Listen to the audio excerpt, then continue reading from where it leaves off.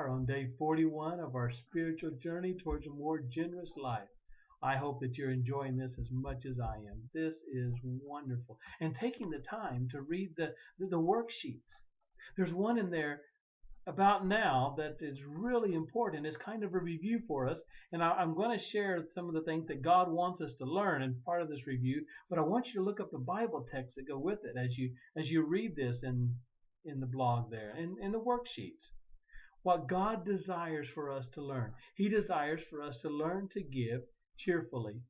He desires for us to learn to give generously. He desires for us to learn to give systematically. He desires for us to learn to give reverently. He desires for us to learn to give proportionally. He desires for us to learn to give joyfully. He desires for us to learn to give willingly.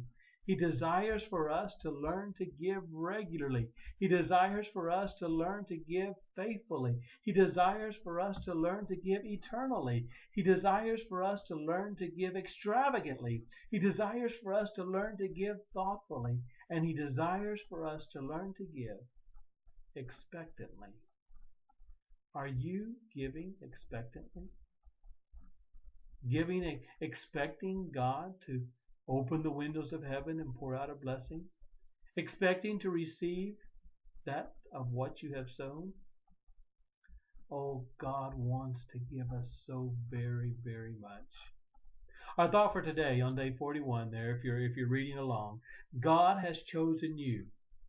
He's chosen me to make a difference in people's lives. He wants us to make a difference for all of eternity. I like what Hebrews chapter 10:24 says. It says, in response to all that He has done for us. Who has done for us? That's talking about what God has done for us. What God has done for us. He has opened the windows of heaven. He has poured out the treasures of heaven. He has given Jesus Christ, His only begotten Son. Jesus gave of Himself and came to earth. Hebrews 10:24. In response to what He has done for us, let us, oh, I love this, outdo each other in being helpful, in kind to each other, and in doing good. You talk about living a generous life. Outdo each other in being helpful. Outdo each other in the kindness. Outdo each other in being good. How does this work generously? A quotation there at the bottom of the blog. The quotation from Ellen White on Counsels on Stewardship.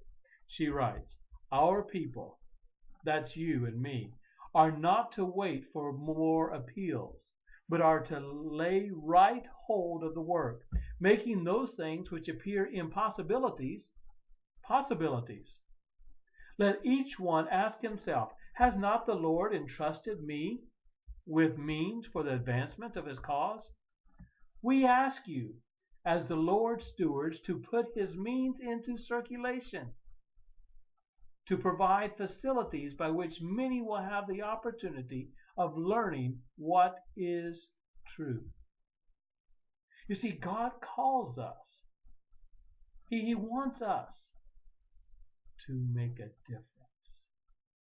She says there, we should not be waiting for more appeals to be made. We should be acting simply on what we see. If we see something to be done, there's what God wants us to do. That's when He wants us to live generously.